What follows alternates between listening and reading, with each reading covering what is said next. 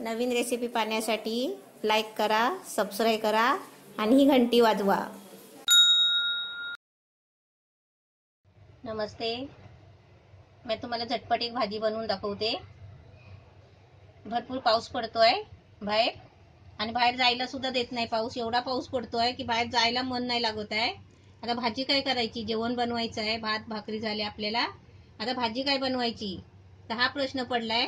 तर आता मी काय करते, हे बटाट्याचे वेपर सुकवून ठेवले आहेत मी। हे बघा, हे बटाट्याचे वेपर सुकवले। आता ह्याची आहे ना मी पटकन झटपट भाजी बनवते। त्याच्यासाठी तुम्हाला आहे ना मी साहित्य दाखवते। आणि बटाट्याचे वेपर्स आहे ना मी तुम्हाला दाखवलेला आहे व्हिडिओ। बटाटे शिजवून वाफवून उन्हामध्ये सुकवलेले आहेत। आणि त्याच्यासाठी आहे ना ही लसूणची पावडर सुद्धा मी दाखवलेली आहे तुम्हाला।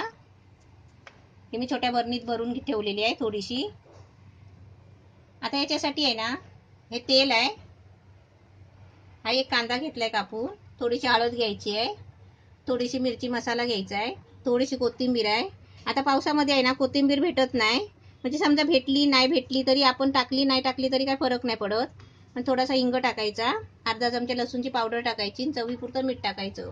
आणि हे पाणी घेतलंय। हे आता पाणी मी काय करणार, हे वेपर आहे ना भिजायला ठेवणार आणि तोपर्यंत कांदा परतून घ्यायचा। आता वेपर मध्ये आहे ना हे पाणी ओतायचं, म्हणजे तोपर्यंत आहे ना थोडे नरम होतील।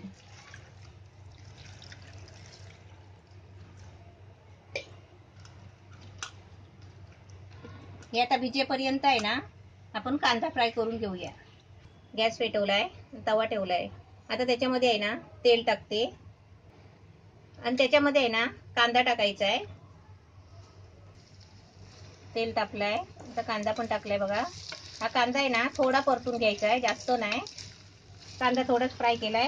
आता त्याच्यामध्ये आहे ना मी लसूणची पावडर टाकते अर्धा चमचा, थोडासा हिंग टाकते, अर्धा चमचा मिरची मसाला आहे आणि थोडीशी हळद। हे सर्व मसाले टाकले ना हे सर्व असं हलवून घ्यायचं जरा। कांदा आपल्याला जास्त फ्राय नाही करायचा आहे, का माहिती आहे का, आपल्याला त्याच्यामध्ये बटाट्याचे वेपर्स टाकायचे आहेत। आता याच्यामध्ये मी बटाट्याचे वेपर टाकते। बटाट्याचे वेपर्स बघा किती पातळ आहे आणि एकदम मस्त नरम पण झाले, छान झाले। आपल्याला झटपट भाजी। आता हे आहे ना जे पाणी गळून काढायचं त्याचा आणि कांद्यामध्ये टाकायचा।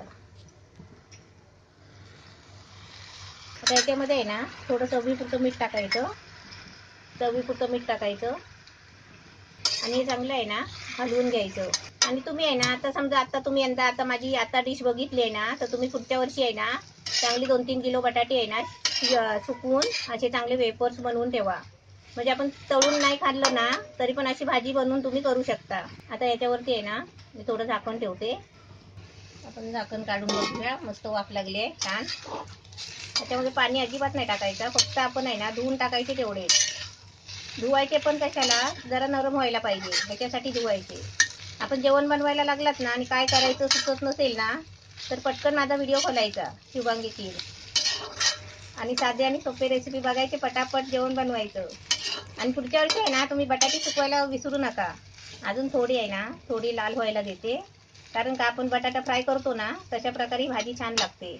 बटाट्याची भाजी बघा मस्त छान झाली आहे, झटपट भाजी किती मस्त झाली बघा। आधी तुम्ही पण बनवा आणि कशी झाली ती मला सांगायला विसरू नका, आठवणीने सांगा कशी झाली ती। गॅस बंद करते। बटाट्याची झटपट भाजी मस्त छान झाली आहे, आधी तुम्ही पण बनवा।